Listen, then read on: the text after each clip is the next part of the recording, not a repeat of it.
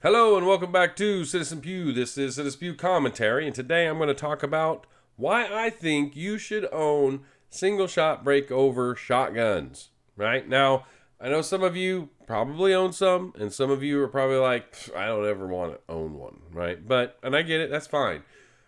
There are some cons to owning them, but I think there's a lot of pros to owning single shot breakover shotguns. Now, I'm going to go through the pros and cons here. And you know what? If you don't agree, that's fine. If you have more ideas that are pros and cons, put them in the comment section. I'd be interested to know what you think. But these are the ones I kind of came up with as I decided to go through my collection of single shot breakover shotguns. And I will be showing you these here in a minute or two. So let's go over the cons, right? I really have two solid cons to owning single shot breakover shotguns.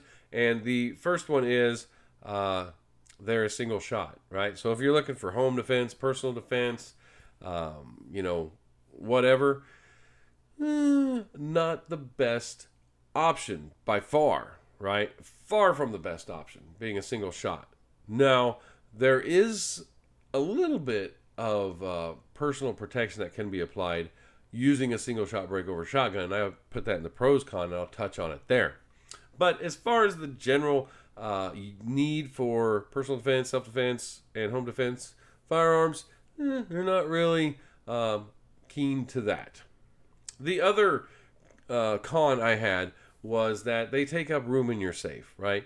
For some people, having a breakover is neat, but you don't shoot it all that often, right? So it's going to take up space. It needs a place to go.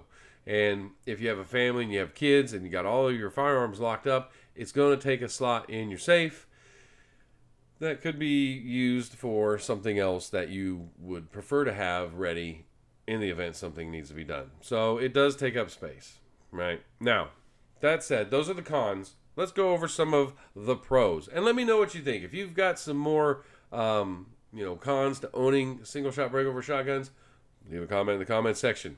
All right, the pros. Now, like I said, these are my opinions, so put your thoughts down in the comment section. I read them all. I'd be greatly interested in what you think. But here are the pros I have, and I have them all written down here, so I keep looking down. It's a great starter gun. All right? I don't care how old you are. It is a great starter gun. It's a very simple firearm that can help somebody get familiar with the techniques, responsibilities, and safety of firearm ownership without feeling overwhelmed. So I think, like I said, for those reasons, I think it's a great starter gun. And for a lot of people, they still own their first firearm. And it's a great first firearm to own, I think, personally. But anyhow, you may disagree. Let me know. Affordability, right? You can most of the time you can pick up a somewhat decent to mid grade and even a little bit high grade quality single shot breakover shotgun for $300 or less, right? Now I have three models here, and one of them was $100 and the other two were $200 roughly, a little bit over that with taxes and background check, but they were very affordable. And that leads into one of my other pros here, which is it's a very inexpensive collector set to get, right? Now, they don't have to be, sorry, I got something here in my eye. I don't know what it is. I'm not going to edit that out. Yeah, let me get back here. It's a cheap variety set, right? There's people that like to have gun collections. I have gun collections. I like various firearms. I like to get different or multiple types of the same firearm in a particular category. And there's a lot of people that do that. And one of my categories is single shot breakover shotguns. I would like to own one in as many calibers as I can find. Right now I have a 410, a 20, and a 12 gauge. And I'd really like to find a 10 gauge and a 28 gauge. I think that would be awesome. But I'm working on it. And, some people would buy the same brand of all those variations. I'm not like that. I like different brands of each of them. I like having that. Each one has its own unique characteristics. for the shell that it is. And I like that. So anyhow, like I said, it's a very inexpensive variety set that you can build in your collection if you have the room. Another pro here is hand-me-downs, right? They are a great hand-me-down firearm. When let's say you buy a single shot that you use to train your kids as they're growing up and get them familiar with firearms and firearm safety. Well, when they turn 18, it is a great hand-me-down. It has that memories of learning to use a firearm with your parent, stuff like that. They're just you hand it down to your child, and they have that kind of as a keepsake. Now some of them might be like, whatever, I'm not going to keep it. They'll sell it. Some might not, but that's a pro in my mind for the right people. Okay, now getting into some pros that are more related to the actual use of this firearm, more in a defensive type setting. So it's a good backup, right? Now, and that's not just for home defense, personal defense, whatever. It's good backup if you're a hunter. You're going out duck hunting. You got your nice fancy semi-automatic shotgun that cost you $3,000, and all of a sudden, you're out for 4 hours and it just jams. Well, you don't want to go home empty-handed, so you break out the single, break over, and you go with that. So it's not like you're losing too much, right? You're losing 2 shells. So there you go. Great backup for hunters. The other thing is it's a great backup to have in your car, especially if you get one that folds all the way over, very collapsible, which I have one, and I'll show it to you. Pardon me. It's a great backup to have in your car. Just, like, I want to show it to you now, but I'm going to wait. Fold it over, have some slugs in your, maybe in your trunk or something like that. You get in a bad situation, you have it if you need it. The other one, too, is great for, mounting in an ATV or a side-by-side or some type of work vehicle while you're driving out in the wilderness or out on your farm or whatever. You never know what's going to come up. Some animal might be starving and looking at you for food, or they might be maimed and need to be put down, or they may be rabid, and you need to remedy the situation. So I think they also make a great firearm for putting in some type of all-terrain off-road vehicle, in case the situation arises. And they're inexpensive, so you can throw it in there and clean it once in a while, take a little good care, take a little bit of care of it, and it should last you for quite a while for any need you might have out on your land, farm, or whatever. All right, so I'm looking at my list here, and I think that's about all I came up with. So let me show you my collection. Now, I only have 3 so far because, like I said, I have a 410, a 20, and a 12, and I'm looking to get 28 gauge if I can find one, and a 10 gauge if I can find one of them. But I'll tell you the features I like about the ones I have, and you can tell me what you think in the comment section. So here we go. I'm going to start with the 410. My 410 is a Rossie Tuffy. I really like this gun. I did a review on it. It's I tell you what, it's just so simplistic, but it does come with a optic mount rail, and it does have storage here on the side for shells. Oh, and I did break out some of my snap caps here. I have a little orange ammo can that I keep all my snap caps in, so that I know it's safe ammo. I know, right? So the nice thing about the Rossie Tuffy is you can store ammo here like that. So while you're out and about, you have 1, 2, 3, 4 on each side, and you can have one in the chamber.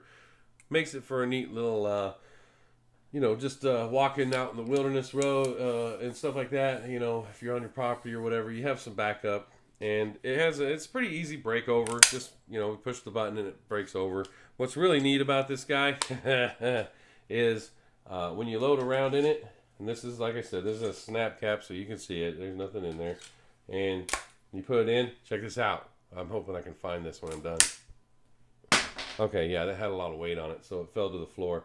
But when you have an empty shell, man, it pops that thing out.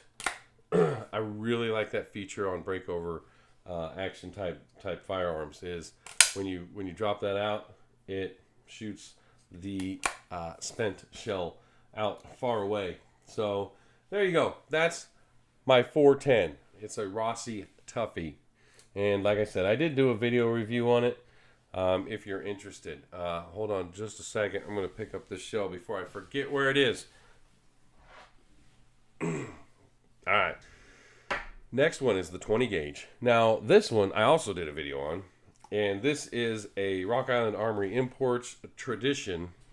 And it's a 20 gauge. And I should say on the Rossie Tuffy, it has chokes on it. So I have an open choke on it now, but you can also put any choke you want in it if you're going to be shooting birdshot or whatever. So I have an open choke for slugs and buckshot.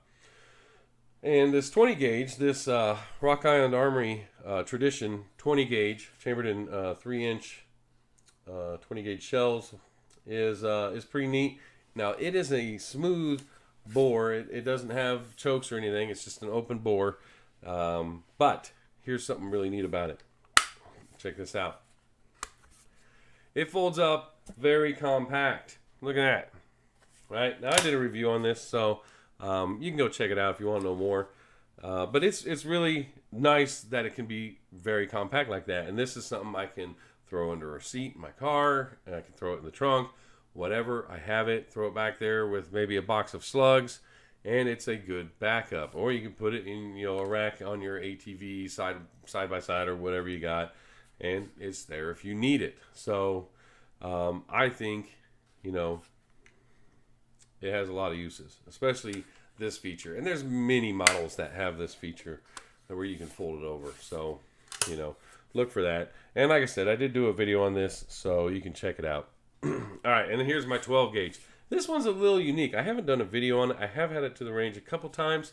But this is a Stevens, and it is a model 301. What's odd about this is, I got to remember here, it's made in the People's Republic of China, and it's imported into the U.S. under another name and then marketed as a Stevens. So it's kind of a unique firearm in that case. But it did spark me to look into why it was called People's Republic of China and not made in China.